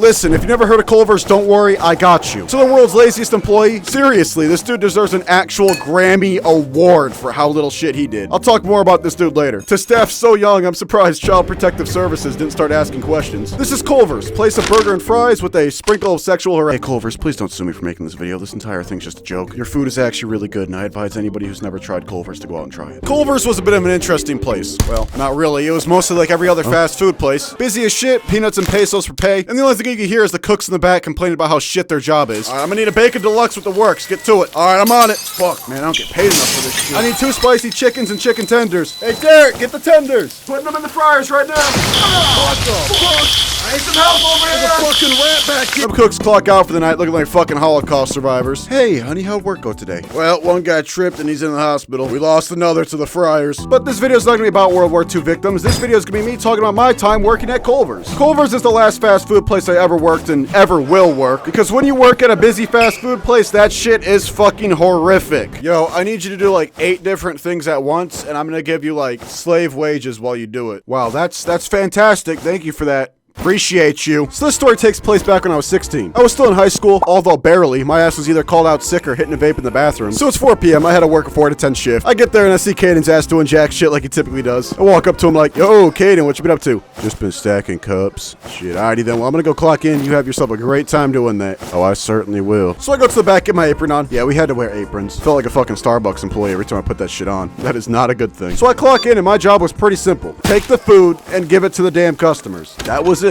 That was pretty much my whole job. So, the food prep, I forgot her name, so we're just gonna call her, you know what, we're gonna call her fucking food prep. Food prep gave me some food to run out. I completely forgot what the order was, but I'm sure it was like a fucking fish sandwich or some shit, because this meal was going straight to an old dude. I walk up to his table, and there's like 4 people, no big deal. But it was a big deal to me. You see, when I worked there, I added a little spice when I read out the orders. Most people would be like, heads up! But no, not me. For whatever reason, I thought reading out the orders as fast as possible was the best way to get a tip. Spoiler alert, it wasn't. The best way to get a tip is being a fucking woman. So I'm at the table, and here's what a typical order from Legit would sound like. We got a spicy chicken with no mayo, an onion ring, and concrete mixer with cheesecake pieces in. We also got a fish fillet with fries, a Diet Dr. Pepper. We also got a chicken tender with barbecue on the side, and a Pepsi. Now, normally everyone in the store would get up and clap and the manager would come out and give me a $6 raise, but this dude and his family looked at me like I was speaking fucking German. So I'm walking back, but I'll get some more food to run out. And the manager of the store, we'll call her Dynasty.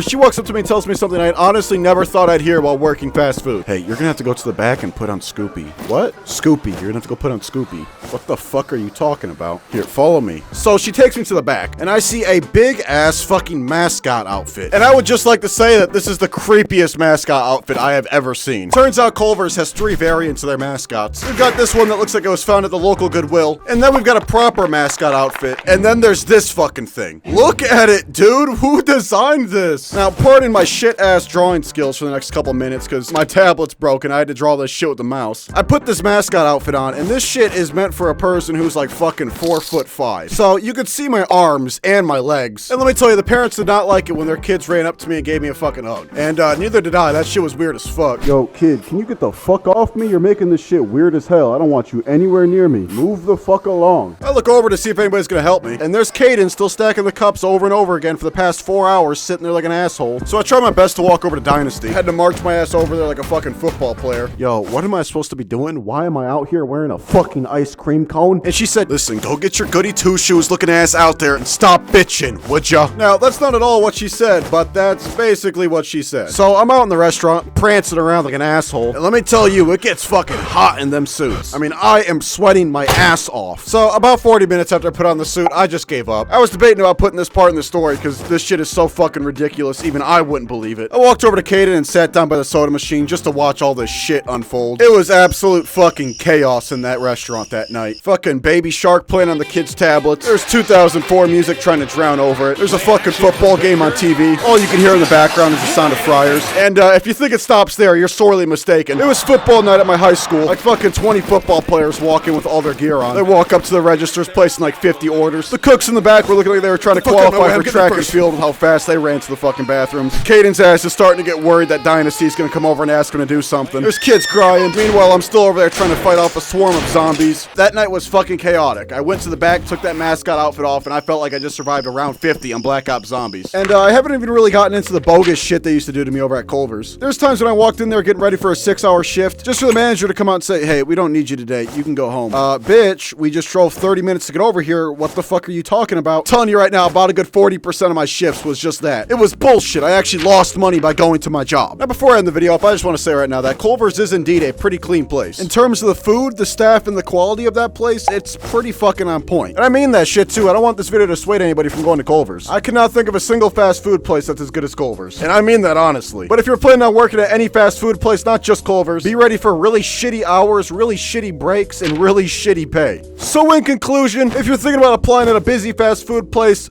don't.